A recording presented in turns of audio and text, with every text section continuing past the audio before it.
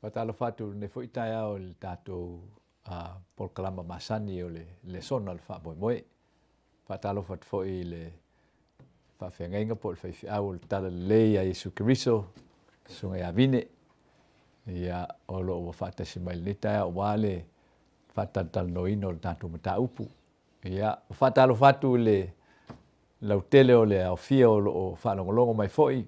Ia mai tawina foi le tatou suenga fa solo pea le malolo lava i le tausanga ma le tausanga. Ia ina ia maua se te inga mo i tātou mai le fionga polo upu moni a le atua a o tātou anga i atu i le fai ungo me uma i pe ona mai le fionga le atua mo i tātou. Ia msau nia i tātou wale manuia o sau nia le atua mo i tātou. Ia ela tātou talo ai le neitai au ona amata i leo le tātou whasoa e pe ona whatasi mai fo i le ngango le atua tau nei. Mātou ta malo le langi, mātou talo ina ia whātou muina i mātou uma e le ngate i mātou o loo whasoa tu i nei le televise au i la tō loo whanongolongo e na ia te ina i mātou e loo wanganga pa ia e na ia maua i mātou le li ia le tua le te inga i upu moni uma ia wao i nā mātou te o lai pa pe fo i una mātou sao loto mai ai wao e mai mo i mātou le nei manuia mātou talo tua i lo suafa Yesu. Amen. Ya. Talo fai lau sunga, vine. Ya, ole a pa wau pel tatu suenga leo vaso le te ansa tatu tatal no ile afo ile awala o to i liu mai ile tua ia loto ma ma nganga o le ainga te ngata po lo nu ina ia to e fo yatu ia te ia ma to e maua le afo ile mafutanga la lata ma le tua o ta ua il tatou lava ngana pe na o tatou o faro o tatou tama ia le la o tatou o mai le vai asol nei ia le wa tu o tu le loto le ia le afo le o lenga al tatou tama mo i tatou ia na mata lo le la na o lenga i tatou i upu nei fa pe ia mantua ma o ni ngalo ia le ala tatou te tatano ai pe ia mai e afo e to fa manatu ai pe a te tatou i tasi lava le afo i le mata upo le fionga le tua o le tuspa ia ato le fufuanga le tua mo le faoltanga o le tangata ua fa seina ile fa sel ti apolo mata to wang salai ia ona tatou no nofo ile lalo le mala o le angsala ia o le loftu no le tua ia malona alofa e whaavau malona alofa muti vale. Ia leo o tātou mau ai pēr le afo ele te inga tū maua le atua mo i tātou. Ia ele whātū mauina pēr te inga le atua ele laulangi nei lango le unga laulangi o le oti. So ele eise wha mo o le oti. So o le tātou ngā luenga whai lava lai i tausanga uma ia maso uma o le tātou o langa. O le tātou su e le fionga le tu i tātou lopo o whele e tau iei ma ngai iei le soifuanga ma le ola leo o tātou lo ola nei. Awa leo o tātou i loa mai le fionga le atua. E le whai e fua le atua se mea. Ia, o le ala se afo i se whamtalanga a mata e whatau iei le tātou le sonal nei fo i vai aso. Ia, on tātou taltanoa le tite e fo la ia manino ia te i tātou. Pea i sea le ina tāua i le atua le tātou mantua. Maua ni ngalo ia te i tātou ia vaenga o lana whasoa mai fo ia te i tātou ia lefa meil tātou matua ia mantua aua ni ngalo ia te oe o mea ne e whaatupui na ile to sao i ova lo watua i le vau e afua mai i le aso ne e tu ua ai le nuu ai kupito e o lava i lo o tau o mai i le mea nei ia o tau fo vale lava ia i ova ia se i ta noli titi lai fa tau ile afo ile afionga la le tua ile nu le tua ia ia amata ina na fo talatu ta noang fo le ta ia la so fa tau le vaenga ta tailo suale ta proclame le fo vaenga la soma mo mai la to mo la vando mai mo mai nei fo proclame le sonor fa mo ia e lua upu tele nai matua pe ona utu e tato le sona o le mantua ma ona ngalo upu ia upu ngalue upu e tauna na ngai oi ma fatino o lo no winga amana tua me le leia na fai le tua ma le wala le tai me le tua le nu o no winga o le ngalo ai a ngalo o lo no winga o le mantua le tua o lo no winga la pi foldinga mai upui e mana o le tua e mana tua e au nei ngalo lo sili ai o me au nei ngalo o nei ngalo nga luenga te tele na fai le tua e Israel o nei ngalo ia va venga ma mea na fai le tua o la tu savalia mai le ala ngai kanana i le tele va venga te tele na fai le tua la le mana le tua e au nei ngalo lo na lo fatu no le na tai la to au ana le lo fatu do le fai na au mai la to fai ngamlanga o le sila fe au le e tau longo mai le tua e mana o le tua e tau mai tangata ia mana tua pea ia o lo lato tua o le tua taitai le tua leo o le tua tausi mai ale famtalanga tavita salamu e fitu e pusumatas o te mana tua o ngā luenga io o te matua o mana tua o vavenga na mua ia o se feau le koe whamangaku mai ka kou ka soifu ele ia se le koe ka ia mai le tua ma vai sala ma le nuula ai ngofo la o ma vo fau le ulu ai kaimi nga e soifu mai e mo wola mai le langiri ke le mea nga fai ele tua fau mo soloi o vavenga o mea matautia o kako vavai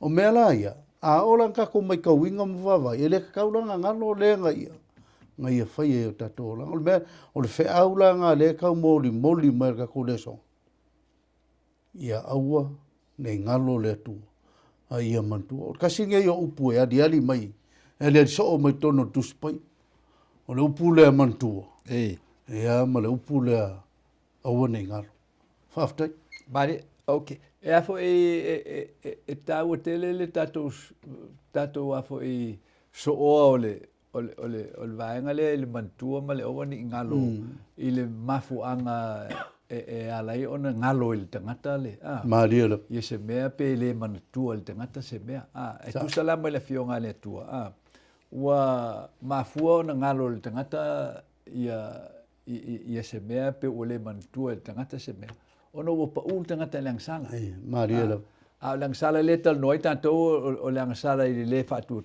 ma le tal tonu le upu ma le fionga le tua le e tauan tanto on tanto tu fatsia o tele o tangata yo no pone wa fo wala to fa tau va ina le tuspa ia o le nisi o to e fita ngofi tele le tuspa ia pe ona fita ngofi e tangata le ua i teimina na foai mai le tua le fionga le tua i ona pone o tele o tangata o tele na fa lango ile ata mai ma le poto mai ya o onga ia po fa batalanga fo le tu fa tasi mai le poto mala ta mai o tangata au fa ititia tu spaia so tele la o mea e tonu tu spaia o fito tonu e yan fa upunga le awai o lo e se o la fionga le tu e ngalo e ita to bele le nta o tele vai mo bole wa matelta to leson to fa te pata to tu ile il teme lolo io la seta o le mantua e tato po o ni ngalo ya te tato ia se va enga te le le pela o le lolo pe ne eta mo le te inga le tu lo tong fai te tato wa le tu le tato quartal ni o le sa ilia e tato o upu moni po le fionga le tua e fa te tau tonu mo le temi le o tato e ne ta o temi o le unga po present truths o upu moni e fitou i le mo tato sa le nta ua le tato to e tilo a i tua ile tala le o le lolo ta o le ile tu sai le o va ile upu mantua ile le sa tu so ke ne seiva o la fa matala mai e na wa mai ia le lolo mai le tala le tua o le mene o te vatu a uto va ia o te mana tua ai e le toi fa umatia ina le lalulangi se vai e lona winga ole nua longa winga ole taimi e vai ele nua mana tua tangata le lalulangi tuai le na fa umatia ile vai ia male whenga le au toi ose le tua mai e le koe ose lolo e fa umatia le lalulangi tu sa lampe le o tautala mai le tua ile upu mantua o la fa iloa mai le tua ile nua le wa lava la nga ruenga nua tau mai ai le folanga ma le whenga le na mai le tua ele pepelo le tua ile toi fa umatia ina ile lalulangi le tatou te se lolo ai na mafua vo dan tu pe na sau no na mafua no ia fa fitauli ma fingata ia taimi lalulangi tuai ono wa fai e tangata lang sala al siri aisa ave meu fa mauru lunga o la tolo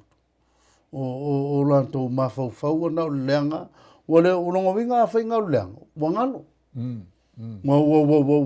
wale ko mantua le tua wale ko i voi se su ile fina ngalo le ku pe se ale fina ngalo le ku mora e o mai vo kai mingi e ma fai vo ngalo e ka ku le tu pe ka ku le man ku va venga fa ile ku e ka e ngalo lo va venga mar kai ngale ku ia ka ko pa uvo fa fa Mena na ta wele il fe upule e iva le mai il kenese na iva e fa mai fa ut foi o le tu le tau tala ia no malan fa na wa mai fa ut foi o te fa tu ma wina la fe nginga mo to ma o to fa na u pe a ma vai o to a to foi mo me o lo umo ia te o to o manu fe le o manu vai fa fanua ma manu o le va uma o ia te o to o me uma o ulu fa foi le va e o i manu uma o le lalulangi ia ona mai e le ole o le vaenga nana e ta ua i lalo le vaenga lele o te tausu e tua o le vaenga lele i le sufa fa mai o fa maluine ifo le lalulangi i se au ma ua i loa le nua i le au fa mai le fa suma lima ona o mana tua lea o lau fea ngenga o sia ma o tau ma mea ola ese o malama i le to a vea le vai malolo e fa uti ai me o so atato tiro la ile so e tato te ai al fa mauninga ole fengeng o si le tu o fiu le lalulangi e tau fa umutia me na fo le tu mai la matanga ai na o si le tu ole fengeng le le atato te vai le nua Chaule. Taimi u mai timu ai e polasi ta mai ma ulu fo le e ke ia lo titilo atu o ta oto ele nua tanto lo le fa sol fengenga o si le to al fengenga le ta wa wai o le fengenga o si le to na mata mai lava eten le te wa ngalo ya to wa isi e be na le to fa manatu ya ta o ni ngale au to le kenese tolu suma lima le urua i pa uol tangata na fai e le tua le osi ngā whenga ma le tangata ma tautala le tua ti Apollo mai o te whaatupuina le whaitanga i le wā oe ma le fine o le wā o lana whanau ma lau whanau tu momo fo i lana whanau lo ulu ai tu momo o lo numur vai so o i nā lena a mata mai ele osi ngā whenga le tua ono o si le fia le tua o lana o se fea nginga le ma fai ona fa sao mai tatou so ile tulanga la le o no ta o tele tatou o itua awai o le vanga na le fa sino el tatou vanga le o la songfua le fa mai ia tilo ile to tilo a itua ile amatanga po temi o le temi o te o la le ta o le tatou tilo i temi o te po le vainga ile fo il te inga le tua mo tatou il tatou tanoanga il tatou le son nei ole vainga le ole fa ma fa tatou va ia so o te ma taimi o te e nga o mai le sona ole mafu anga na e mele ala ta ua ia le sona le kwa o pumoni mai tono tuso tono o nga e ave menga kupu Maali le kaimi wakea. E awa au mai a kakula wala ka ko. Nga i lumanga i kai pevula puso.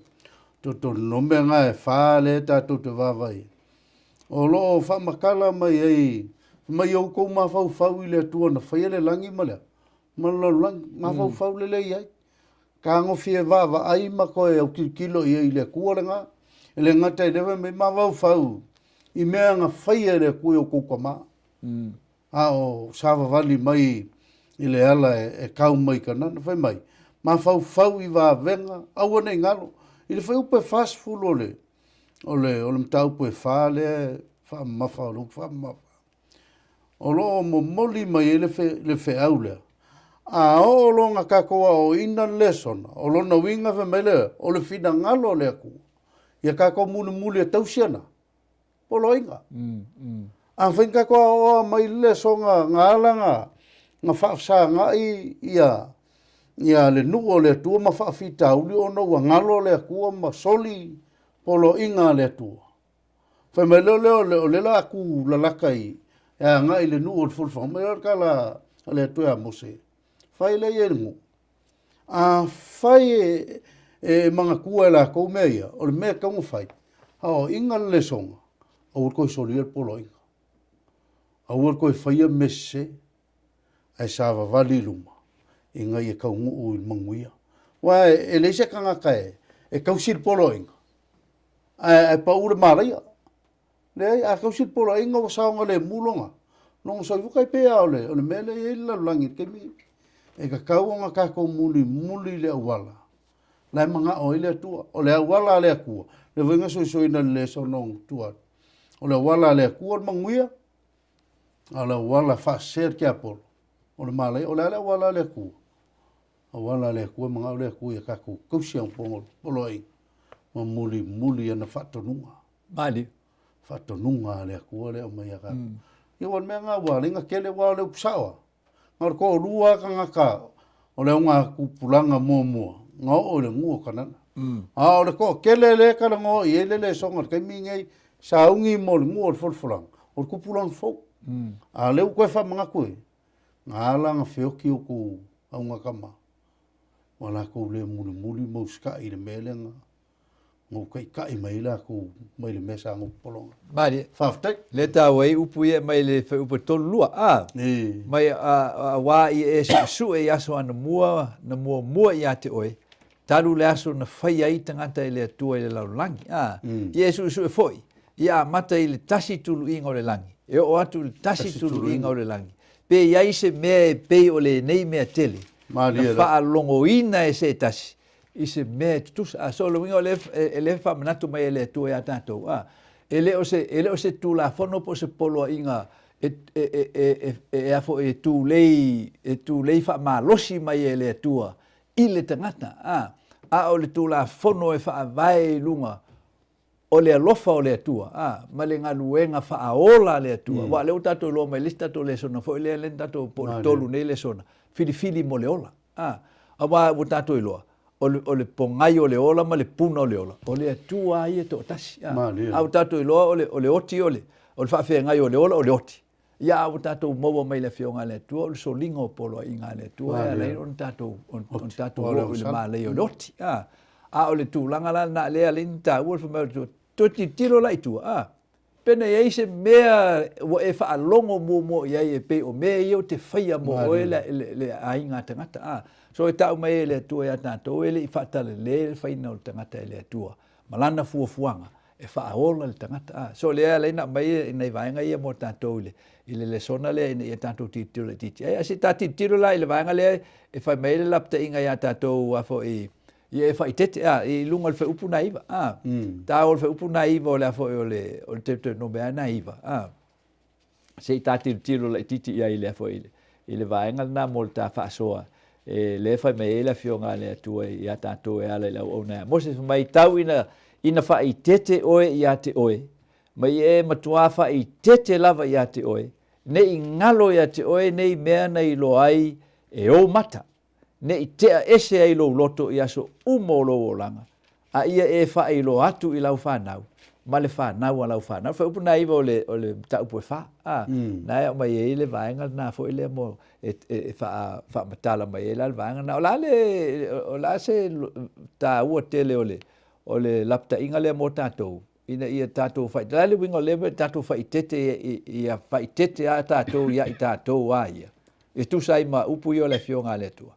ole mana ia ole luinga le mai le tua I ole pule fai tete pe folinga mai no winga te fai me fau tota fai tutoa vai le mai tau e leo se me voile e alan tupu foi fa tau liste me le ola fai tete o tangata e pe leo tau singa lon soifua ai le fai tete tau singa lon soifua e alan na mai oi no mai lo olanga e pe vola mele o tau le mele pe I lau wawa I tu fe mai le ta lenga te fai tete oi ia te o le laptainga o le sikaimi o le ke mawau fau ia le leio ai ke le o mawau fau le ke awa mai paulo fai ke o le ku nge ke ua pau nge ke o pau la ngori sikaimi e ke koe wawa ai ia oi ia oi malo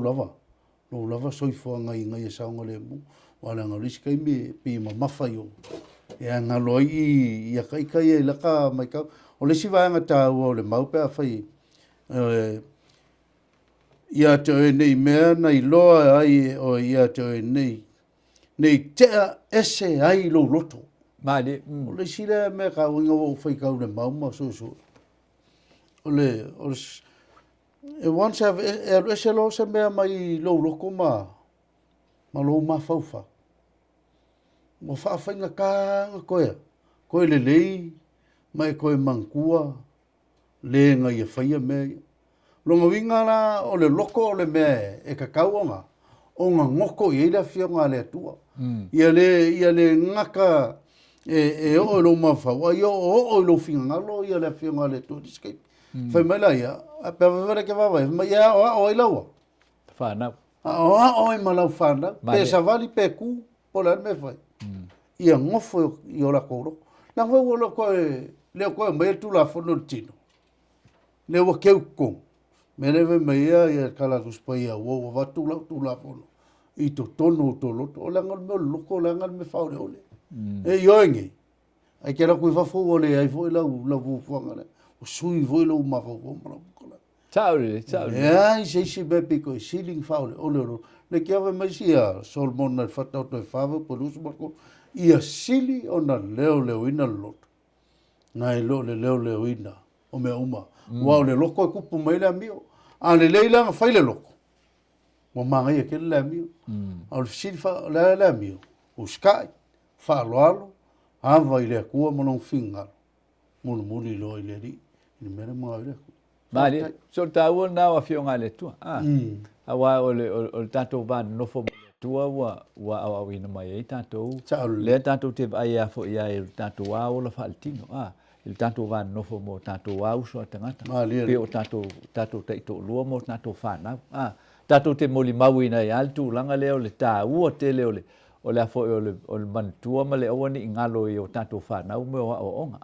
awa titilo o la fa na e titilo ia i le fo le matautia le malafia o le afianga o le angsala ia I tatou ile tulanga le o le mana tunatu ile o toe mafau mafa tele I o onga e pese I folinga mai e sa wala fionga le tua e ala na fa pena ia tametiti ono wole o ina ai o ina al tametiti ma fa manatu pe ia tametiti a fionga ia ma upu ia le fionga le tua ona ye le ole avanoa te le avanoa e manatua e te matiti mafau al te matiti nei ya onga nei ma mea nei e fa longo ai mai ona matua ia na te le ale ole avanoa a tonu e na te matua sa ili ai mafau loto ai ia pe iwa nalu su el tu spa fa pe su ya pe sa upu ale lo vine le fa mai ata ia ona mo le tono le fionga le tu a mai fo ia vaenga le ta le sona ta o tele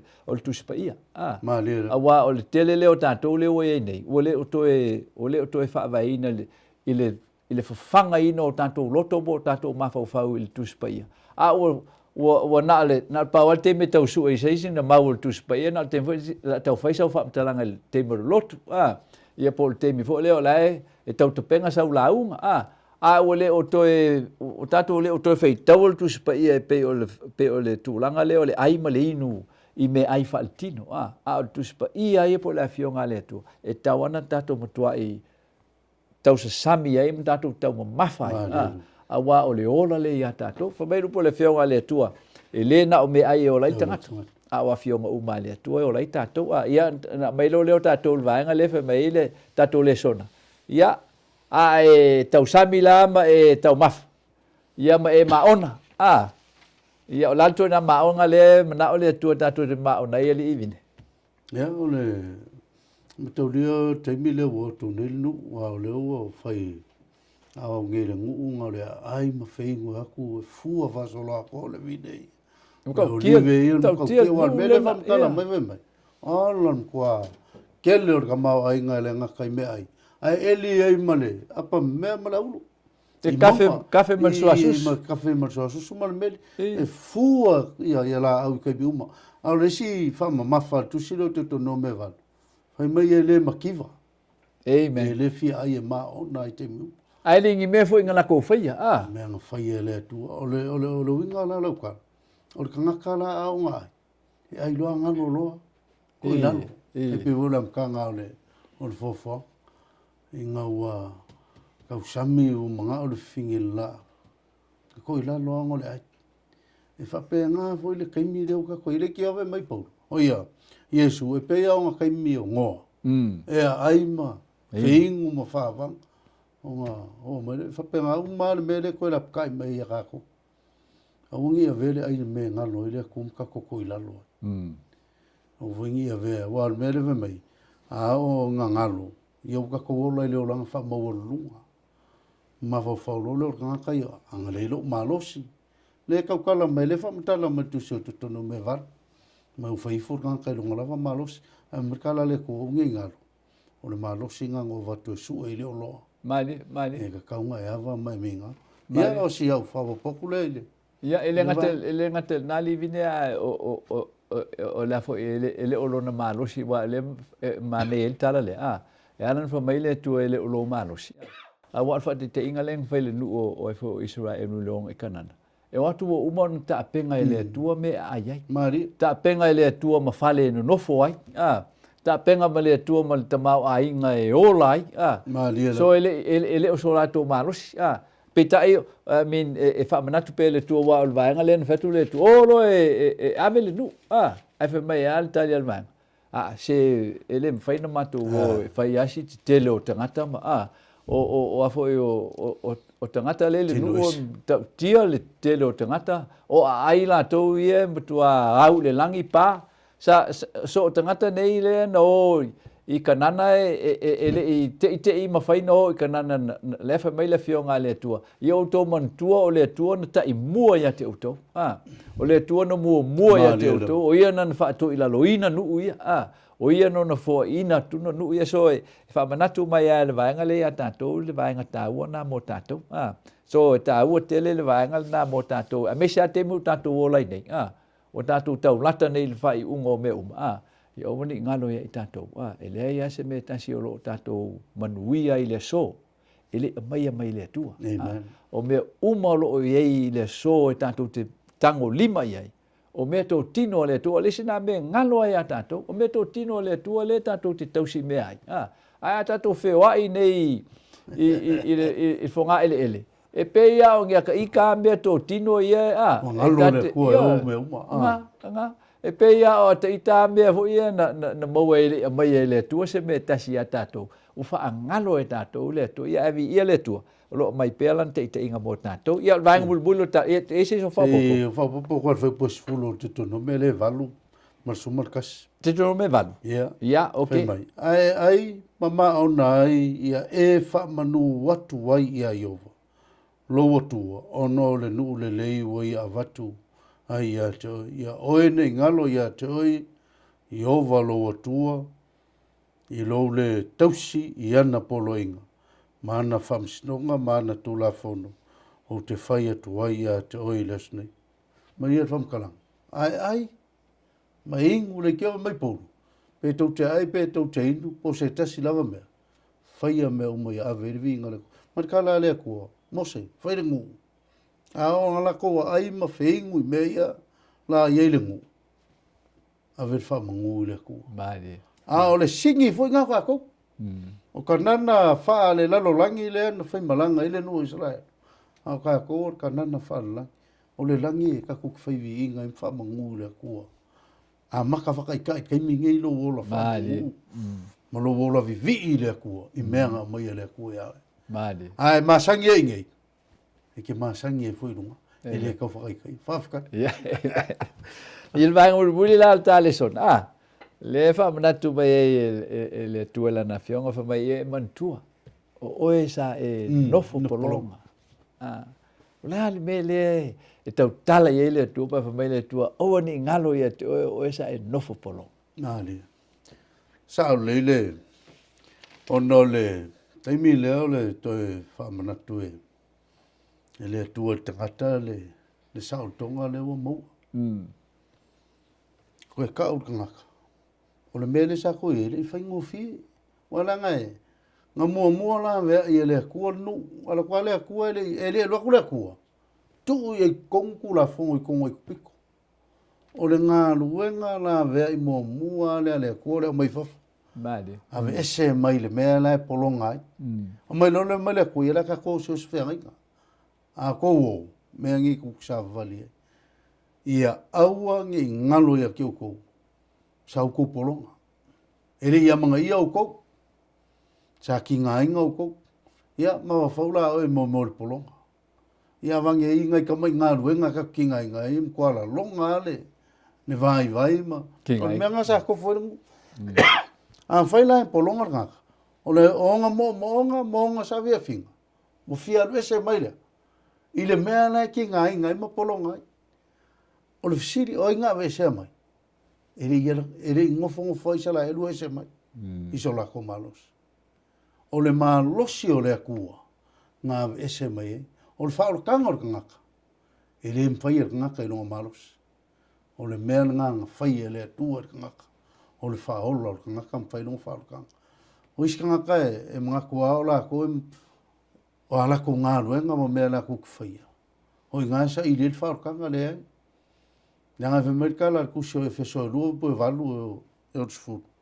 E leo ngā ruenga ngei mika se kasi. Mali. Whai mai lolo wham ka au le lofa tu noa o le atua. Le anga o le kangaka, o le ngā ruenga le akua. Ngā whai e koe whafo I ei me umai le akua. Mali. Whafkai. Ya o le fai unga na o tātou le sona le fo I tula. Ya o le fesili mo tātou. Wa tātou sa uni e tātou to ese mai le nofo polonga I le sala. Wa le fesili tā ua na. O le unga o mea uma pe on whamai le poto Solomona. O le unga o mea uma. Whakauwa. O ia tātou tausi I polo I ngā le atua. Aisea. A wafo e whamasino ina I tātou I ngaruenga uma na tātou whai el tino. O mea lilo, a toa me le o lilo, e le ai se me tas, me le lei, me le anga, e whamasino ina tātou e le atua. O ni ngalo e tātou a lisi le vaenga tā ua e wha tātou le sona le tolal nei, I tātou loa le vaenga I lua o le afo o lapta I ngā le atua, le whamai o ni ngalo ia I tātou ma ia mantua. Mea na tātou whaia na whaatupu e le toa sā o le atua. So le toa sā o le atua le tatal noa e whaasin tonua ana I le angasala malti Apollo mana na whaasea I tātou. O le alofa o le atua, lea na le into apa mai lava le atua I tātou e whaamanino le a tātou I alona fina ngalo. E ala lea I lona tuina mai ate I tātou o inga, o whaatonunga, o poloa inga, o tūla fono, ina ia mala mai lo tātou wala mena ele ina oani I whaatamala I tātou I le afionga le atua. O lo I tonu o le afionga le atua le mala malama ma le sulu I o tātou vai mo tātou wala. E taua I le langi ma le whaaurotanga. Ia ma le langi fau ma le lalo langi fau u fola mai le atua mo I tātou. O e whaatua I lona fina ngalo. Ia manuia le ia le tātou to su e atu le tātou le sona lo lumanai. Tātou to wheloai. I le lofa o le atua. Ala tātou talo e wha umai le tātou le sona. Whaaftaita maa le neita au I lau fionga. Mātou te talo ina ia susulu malama o mātou loto I lau fionga pe a mātou te tā ngofi ei pe o le mātou su e le moli wila pe a pongi sā le ala mātou te fie loa le malama.